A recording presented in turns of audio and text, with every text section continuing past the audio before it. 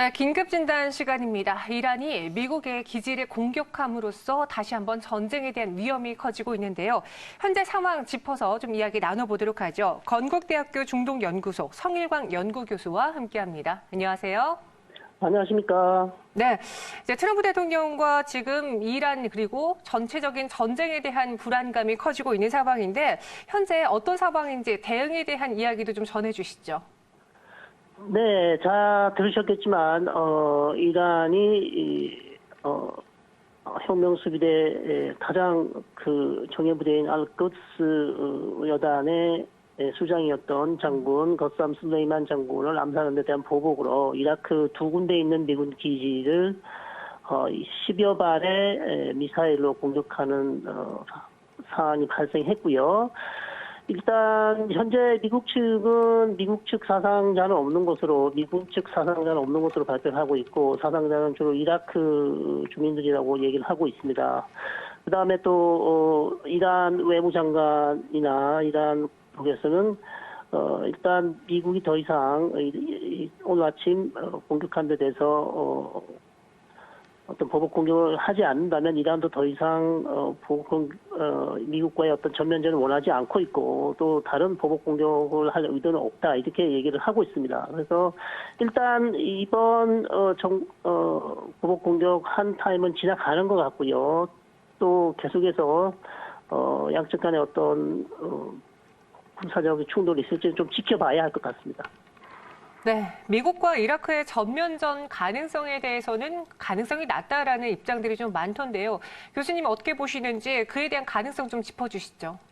네, 저도 지금까지 많은 전문가들이 말씀하신 것처럼 네. 미국과 이란의 전면전 가능성은 조금 낮다고 봅니다. 왜냐하면 여러 측면에서 미국이 이란과의 전면전을 하게 되면 미국이 이길 가능성은 높죠. 이긴다고 할 수 있겠습니다만 여러 가지 군사력이나 경제력을 봐서도요. 문제는 미국 역시 이란과의 전면전을 하게 되면 큰 타격을 입게 되기 때문에 그런 높은 비용을 주고서 이란과의 전면전을 할 필요가 있을까라는 생각이 들고 이란 역시 자기네들이 중동 지역에서 엄청난 영향력을 행사하고 있지만 미국과의 전면전을 상당히 낮게 전면전을 상당히 어렵다고 생각하고 있기 때문에 양측 간의 전면전 가능성은 아직까지는 낮다고 그렇게 판단할 수 있겠습니다. 이란과 이라크 생각지 못한 무력 대응, 완전히 생각을 안 한 것은 아니지만 그래도 또 이런 소식이 나오면서 많은 분들이 좀 당황해하고 있는데 우리 정부도 이에 맞서 대응을 해야 될 것 같습니다. 경제적인 상황도 그렇고요. 어떤 대응이 나올 수 있을까요? 우리 정부 역시 일단 두 가지 측면에서 대비책을 해야 될 텐데요. 먼저는 네. 경제적인 측면에서 역시 유가가 얼마까지 올라갈지 그것이 가장 큰 문제인데 역시 또 이번 한 차례 두 차례 보복 공격이 끝나고 또 다음 차례 만약에 또 보복 공격이 시작되면 상당히 또 유가가 올라갈 것 같고요. 그러나 이번 국면에서 끝나고 양측 간의 어떤 유화적인 제스처가 나올 경우 유가는 어느 정도 안정이 될 것 같습니다. 그렇기 때문에 최악의 상황을 대비해서 우리 정부는 유가 상황이 70, 80, 90, 100까지 올라가는 상황에 대해서 차기 시나리오를 준비를 해야 될 것 같고요. 두 번째 대비책은 우리 정부가 지금 미국 측으로부터 요청을 받아놓은 게 있죠. 호르무즈 해협의 안전을 위해서 우리 군을 좀 파견해달라는 요청을 받아놓고 있는데 우리 정부 지금 고민이 깊어지고 있습니다. 이란과의 중요한 경제적인 관계도 있고 또 미국과의 관계도 중요한 상황에서 우리 정부가 지혜를 내어서 미국도 만족시키고 이란도 만족시킬 수 있는 어떤 아주 솔로몬의 지혜가 지금 생각나는 필요한 그런 시점입니다. 그래서 그런 아주 외교력을 동원해서 좋은 해결안을 좀 찾기를 그렇게 바라고 있습니다. 알겠습니다. 자세한 이야기 중동연구소 성일광 연구교수와 함께 이야기 나눠봤습니다. 고맙습니다. 감사합니다. 네. 우리 시장 한 2% 넘는 급락을 보여주고 코스피도 좀 많이 떨어졌다가 현재 구간에서 낙폭을 줄여가고 있는 상황인데요. 오전장의 분위기는 어땠었는지 앞으로는 어떠할지 이번에는 증시 차원에서 짚어보겠습니다. 엠베고대 김영민 매니저와 함께합니다. 안녕하세요. 네, 반갑습니다. 네, 반갑습니다. 네. 지금 현 상황에 대해서는 교수님과 이야기를 나눠봤는데 오늘 초반에 사실 더 공포가 컸습니다. 코스피도 1% 넘는 급락을, 코스닥도 폭락을 보였었는데 네. 어땠습니까? 자, 일단 뭐 오늘 장 출발하기 전에 뭐 삼성전자와 관련된 뭐 실적 발표 호재성 이슈가 있었는데요. 그 이제 삼성전자 실적 발표가 나오자마자부터 이제 이라크 미군 기지에 이제 이란이 미사일을 뭐 10여 발, 뭐 보도마다 지금 내용이 다르긴 한데요. 뭐 10여 발 정도 미사일을 발사했다라는 소식이 나왔죠. 장 초반부터 이제 개파락했던 시장이 장중 내내 상당히 좀 큰 폭으로 좀 조정을 좀 받았거든요. 근데 이제 중간에 이제 하락폭이 조금 더 커졌었던 이유가 제가 이제 분봉을 보면서 좀 설명을 좀 드려보도록 하겠습니다. 지금 화면에 이제 보시는 것처럼 코스피 코스닥 차트 뭐 지금 움직이는 걸 보시면 상당히 좀 많이 좀 조정을 좀 받았는데 오늘 장중의 흐름을 한번 보면은요. 분봉 기준으로 보면 이제 10시 조금 넘어가면서부터 그때부터 종목들의 시장의 낙폭 상당히 좀 많이 커졌다라고 보시면 되거든요. 여기 이 자리에서 이제 한 번 더 밀리면서 시장이 이제 주저앉았던 요 구간을 여러분들이 좀 주목을 해보시면 좋을 것 같은데 10시가 딱 넘어가면서부터 요 구간에서 시장이 엄청나게 급락을 했죠. 코스닥 지수도 마찬가지 10시가 넘어가면서부터 한 2%대 낙폭을 보이고 있던 코스닥 시장이 4% 가까이 지금 급락이 또 나왔단 말이에요. 근데 요때 이제 어떤 이제 오보 내지는 가짜 뉴스가 있었냐면 BBC에서 이제 보도했다는 얘기 나오면서 미군 15명이 사망을 했고 미군 주요 기기의 헬리콥터라든지 드론이라든지 주요 시설들이 다 파괴가 됐다. 요런 이제 소위 말해서 지라시가 이제 돌기 시작하면서부터 시장이 상당히 좀 큰 폭으로 급락했거든요. 네. 근데 결국은 미국 국방부가 이제 공식적으로 발표한 내용을 보면 미군서 이제 코스피 지수에 V자 반등이 좀 들어왔고 코스닥 지수 역시도 아주 강하게 V자 상승이 이제 들어오는 모습을 여러분들이 보실 수 있었다는 거고 더 중요한 건 이제 어쨌든 제가 조금 이따 계속 자세한 내용 말씀을 드리겠지만 오늘 시장의 이제 하루만 흐름만 놓고 본다면 코스피 코스닥 양시장이 감매도 구간까지 빠져들었다가 반등이 들어온 계기 방금 말씀드렸던 가짜 뉴스 때문이기도 하지만 해외 증시의 분위기도 분명히 파악을 좀 하셔야 되거든요. 오늘 미국 시장의 선물이 장중에 나스닥 선물 기준으로는 마이너스 2% 가까이 급락을 했었거든요. 지금 차트에서 보시는 것처럼 여기에 어마어마하게 이제 급락이 들어온 요 흔적 아래 꼬리가 아주 길게 달려 있죠. 뭐 차트가 좀 작아서 여러분들 정확하게 보실 수 있을지 모르겠는데 여기 보시면 아래 꼬리 상당히 좀 길게 달려 있거든요. 나스닥 지수가 장중에 2%가 넘게 나스닥 선물이 급락을 했었거든요. 그리고 다우스 선물 역시 마찬가지로 상당히 큰 폭으로 급락을 하다가 제가 방금 말씀드렸던 미군 사상자가 전혀 없다라는 보도가 나오고 난 이후부터 나스닥 선물, S&P 500 선물이 상당히 지금 큰 폭으로 반등을 지금 하고 있다는 거예요. 2% 가까이 빠졌던 나스닥 선물은 지금 마이너스 0.4%를 기록을 하고 있고요. S&P 500 선물 역시도 마이너스 0.2%를 기록을 하면서 오히려 지금 양봉으로 전환하고 있는 상황이거든요. 시장이 충격을 상당히 빠르게 흡수를 하고 있고 여러 전문가들이 공통적으로 얘기를 하는 것처럼 미국과 이란의 어떤 전면전으로 비화될 가능성 현재까지는 높지 않고 이걸 이제 한마디로 트럼프 대통령이 지금까지는 괜찮다라고 트위터에다가 올렸거든요. 뭐 이런 내용들을 본다면 오늘 일단 나타난 악재에 대한 부분들은 가격적으로 충분히 좀 반영이 됐다. 오늘 장중에 이제 변동성 오전장을 좀 잘 견디실 수 있었다면 지금은 나름대로는 좀 괜찮은 흐름들이 진행이 되고 있는 구간이다. 이렇게 정리를 좀 해드리겠습니다.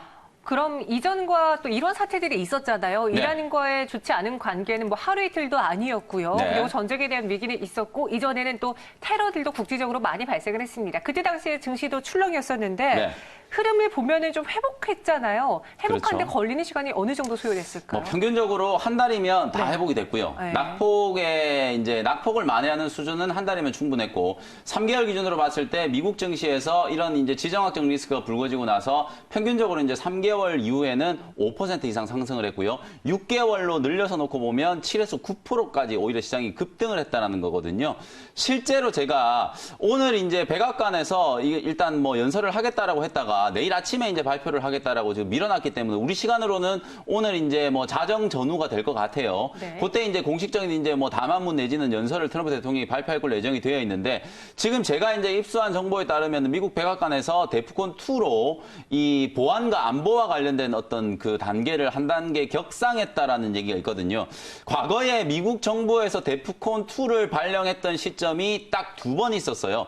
1991년 걸프전 당시에 소위 말해서 죽음의 폭격이라고 하는 그 걸프전 해안에 무려 2만 5천 톤의 폭탄을 퍼부었을 때 그때 데프콘2가 발령이 됐었고요. 그 다음에 가장 최근에는 2001년도에 9.11 테러가 일어났을 당시에 데프콘2로 발령이 됐었거든요. 아마 이번에도 만약에 데프콘2로 발령이 된다라고 하면 최악의 상황 이 세 가지의 경우를 놓고 비교를 한번 해보면 좋을 것 같은데요. 먼저 1991년 걸프전 당시 이제 죽음의 폭격이 있었던 그 당시 때 우리 시장 이제 코스피 지수가 어떻게 움직였는지를 좀 보여드리고 싶은데요. 네. 사실 이제 차트적으로 보면 지금 워낙 이제 과거의 이제 일들이기 때문에 이게 이제 시점을 보면은 지금 월봉으로 이제 보여드릴 수밖에 없을 것 같은데 요 시점 정도가 될 거예요. 1991년이니까 91년 차트는 이제 조금 이따 다시 보여드리기로 하고요. 2001년도에 9.11 테러 때 먼저 좀 보여드려 보도록 할게요. 2001년도 이제 9.11 테러 당시 이제 월봉 기준으로 요 자리라고 보시면 되거든요. 월간 기준으로 14%가 급락을 했고 주간 단위로는 12%가 급락을 했어요. 근데 그러고 난 이후에 오히려 지금 코스피 지수를 보면 상당히 크게 급등을 한 흔적이 보이시죠. 2001년에 이제 금융위기 이후에 그 9.11 테러 이후에 오히려 한 달 동안에 이제 낙폭을 만회를 하고 난 이후에 3개월 이후에는 코스피 지수가 7%가 급등을 했고요. 그리고 6개월 이후에는 코스피 지수가 무려 20% 가까이 급등을 했거든요. 네. 그런 이제 시장 흐름들이 연출이 좀 된다라는 거고 이게 제가 지금 차트를 1991년도께 지금 보이지 않기 때문에 일단 제가 구도로 설명을 좀 드려보면 1991년 이제 걸프전 폭격 당시에도 마찬가지로 그 당시에 이제 뭐 코스피 지수가 워낙 좀 많이 좀 하단으로 조정을 받아 있는 상태였지만 지금하고 이제 단순 비교를 하기는 좀 어렵다라는 걸 가정을 한다라고 하더라도 그 당시 때 이제 걸프전 때 폭격을 하고 나서 딱 3거래일 만에 미국 시장은 일단 전쟁 때문에 빠졌던 부분들을 그대로 다 만회를 했고요. 우리 코스피 시장, 코스닥 시장 역시도 일주일 만에 전쟁 때문에 빠졌던 자리를 다 만회를 하고 나서 한 달 동안에 평균적으로 3에서 5% 정도 오히려 시장이 급등을 했다는 거거든요. 이런 부분들을 이제 우리가 되짚어 본다면 결국은 지금 최악의 상황은 이란과 미국이 이제 전면전으로 나서는 전쟁이 이제 완전 확대되는 이제 그런 부분들이 이제 최악의 국면이라고 볼 수 있잖아요. 과거 미국의 역사상 가장 이제 최악의 전장 시나리오였던 1991년도에 이제 걸프전 당시에 죽음의 폭격 그리고 2001년 9.11 테러 당시에도 즉 금융시장은 단기적인 충격을 상당히 좀 심하게 받았지만 오히려 악재가 주가에 반영이 되고 난 이후에는 상당히 빠르게 가격을 회복을 했고 가격을 회복하는 정도 수준이 아니라 오히려 훨씬 더 고점을 높였다라는 관점에서 이번 지정학적 리스크도 저는 충분히 이제 그런 흐름들이 진행될 수 있는 가능성이 높다라고 보거든요. 다시 한번 제가 강조해드리지만 최악의 상황, 전면전이 일어난다라고 하는 상황을 가정하더라도 제가 말씀드린 그런 시나리오가 충분히 가능하다라고 보여지기 때문에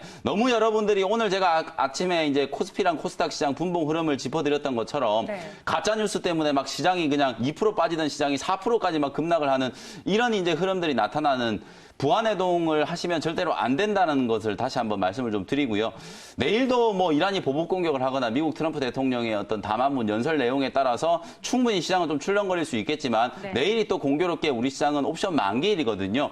수급적으로 봤을 때는 분명히 내일이 변곡점이 될 수 있다라는 거. 내일 정도까지만 여러분들이 단기적인 충격을 잘 좀 견뎌내신다면 시장 반등 쪽에 무게를 두고 종목들을 잘 관리하실 수 있을 거다. 이렇게 제가 정리를 해드리겠습니다. 그럼 정리하는 차원에서 이제 딱 한 가지 질문만 드리자면 네. 그러니까 오늘의 하락으로 인해 사람들이 가장 걱정하는 건 추세가 바뀐다라는 거거든요. 추세가 바뀌어서 여기서 줄줄이 떨어지면 어떡하나라는 건데 그럴 확률은 적다라는 거죠.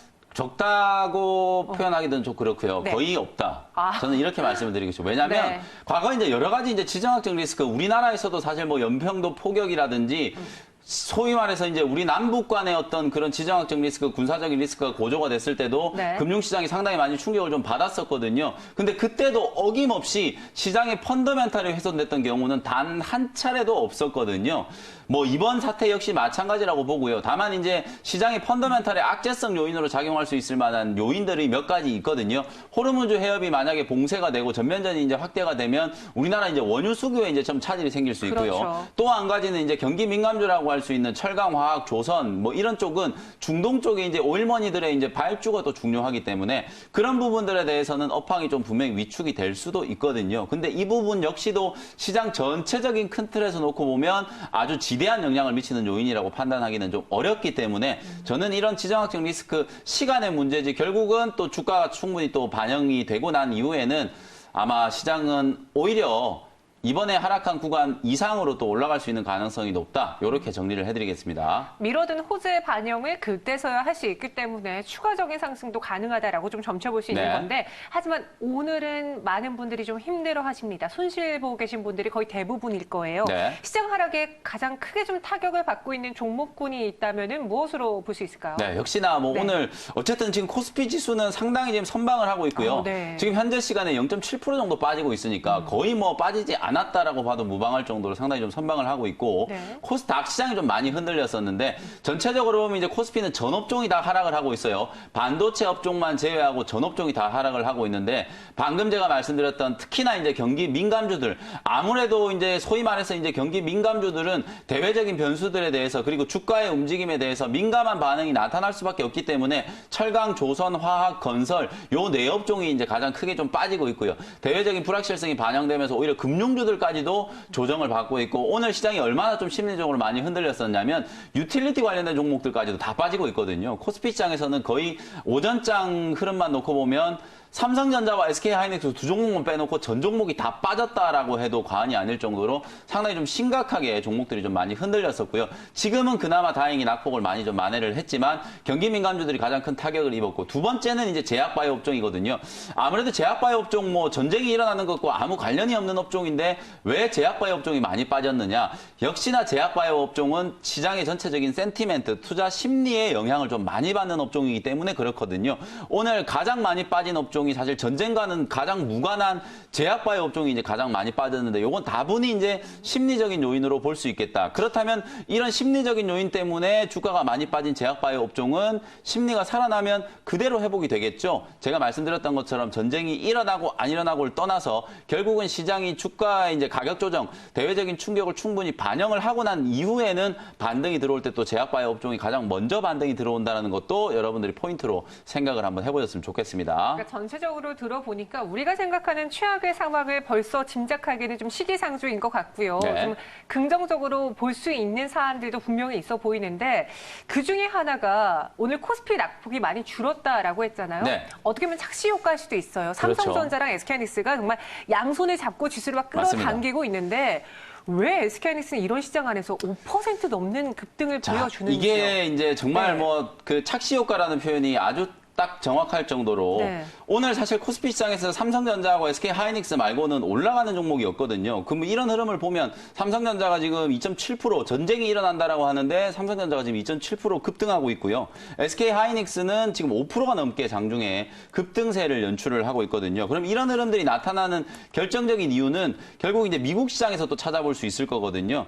미국 시장에서 오늘 새벽에 끝난 미국 시장에서 3대 지수가 다 소폭 조정을 좀 받았지만 필라델피아 반도체 지수는 1.8% 가까이 급등을 했거든요. 차트를 제가 보여드리면 오늘 이제 미국장은 다 본장에서는 다 음봉을 맞으면서 조정을 받았는데 필라델피아 반도체 지수는 지금 보시는 것처럼 오히려 장대 양봉을 만들면서 1.8% 급등세가 연출이 됐다는 거. 그리고 제가 종목들을 한번 보여드릴게요. 미국장에서 과연 어떤 종목들이 움직였느냐? 마이크론 테크놀로지라는 기업이 무려 장중에 8%가 넘게 급등이 나왔어요. 지금 보시는 차트가 마이크론 테크놀로지의 차트거든요. 이 종목이 이제 시장 약세에도 불구하고 이렇게 급등을 했다는 것 때문에 오늘 우리나라에서 삼성전자와 SK하이닉스 역시 강세를 보이고 있다라고 판단을 하시면 될 것 같고요. 결국 오늘 삼성전자 뭐 호실적을 발표한 것도 플러스 요인이긴 했지만 전쟁보다도 반도체 업황이 턴어라운드 되는 거에 훨씬 더 기대감이 더 크다. 요렇게 이제 지금 시장이 반응을 하고 있다라고 생각을 하시면 될 것 같고 삼성전자, SK하이닉스뿐만 아니라 뭐 코스닥 시장에서도 중소형 반도체 관련된 종목들이 시장 대비해서 훨씬 더 지금 강한 흐름을 보이고 있다는 거. 뭐 유진테크라든지 반도체와 관련된 종목들, 원익 QNC라든지 뭐 이런 종목들이 훨씬 더 강하게 움직이고 있는 흐름이니까 그런 흐름들을 참고하시면서 여러분들이 시장 대응 전략을 세워 주셨으면 좋겠습니다. 네, 이렇게 삼성전자와 실적에 나온 오늘 시장이 좀 출렁였음에도 불구하고 상승을 다시 보여준다라는 거는 그만큼 실적에 대한 강한 믿음이 있다라는 거잖아요. 그런 점들 체크해 보시기 바라겠고요. 오늘의 시장 상황 MB골드 김영민 매니저와 함께 전해드렸습니다. 오늘 말씀 고맙습니다. 네, 감사합니다. 네, 이외에 다른 여타 국가들의 증시는 어떤지 또 전체적인 유가 환율 상황도 살펴보도록 하죠. 이베스투자증권 IM 영업팀 염승환 차장과 함께합니다. 안녕하세요. 네, 안녕하세요. 네, 사안이만큼 우리 증시만 이렇게 피해를 보지는 않았을 것 같은데요. 아시아 증시 현재 상황 어떻습니까? 네, 아시아 증시는 대부분 이제 장 초반부터 거의 한 2% 가까운 급락세를 보였고요. 지금 현재 기준으로 이제 일본 니케이가 한 1% 이상 빠져 있고, 이제 국내 코스피 같은 경우는 0.7%, 그리고 중국은 이제 점심시간 들어갔는데 중국 상해 지수는 마이너스 0.5%로 사실 이제 중국 같은 경우는 낙폭이 아침부터 그렇게 크진 않았습니다. 그래서 전반적으로 중국을 제외하면 급락을 했다가 일단 일부 낙폭이 좀 축소되는데, 그 이유는 뭐 뉴스들을 많이 보셨겠지만 이제 미군의 사상자가 없다라는 그 CNN의 보도가 나오면서부터인데, 그게 이제 투자 심리를 좀 호전시키면서 일단 아시아 증시 조금씩 낙폭을 줄이고 있고, 또 오늘 오전에 급락했던 뭐 S&P나 나스닥 100 선물 지수도 지금 거의 뭐 약보합까지 올라왔거든요. 그래서 전반적으로는 낙폭을 축소하는 분위기로 전개되고 있는 것 같습니다. 네, 뭐 트럼프 대통령과 그리고 이란의 서로의 복수가 시작됐다. 유가 100달러 시대 다시 오는 뭐 이런 헤드라인의 뉴스도 있던데요. 그만큼 유가 상황도 짚어봐야 될 것 같아요. 환율, 유가 흐름 어떻습니까? 사실 이제 우리나라 원달러 환율 같은 경우는 우리나라 국내 문제는 아니기 때문에 네. 급등할 이유는 없지만, 아시겠지만 이제 원화가 아무래도 위험 자산이다 보니까 일단 이제 급반응세를 보였고, 다만 이제 상승폭은 좀 축소됐습니다. 어쨌든 이제 과거처럼 뭐 우리나라 원달러 환율이 크게 급등할 만한 요인은 아니기 때문에 환율은 좀 안정화될 것 같고요. 어차피 달러가 약세 기조로 가고 있기 때문에. 근데 문제는 유가인데, 유가 같은 경우는 상승폭이 오전에 이제 시간에 거래해서 굉장히 큰 폭으로 급등을 했다가 역시 좀 상승폭은 좀 축소되는 그런 모습인 것 같은데요.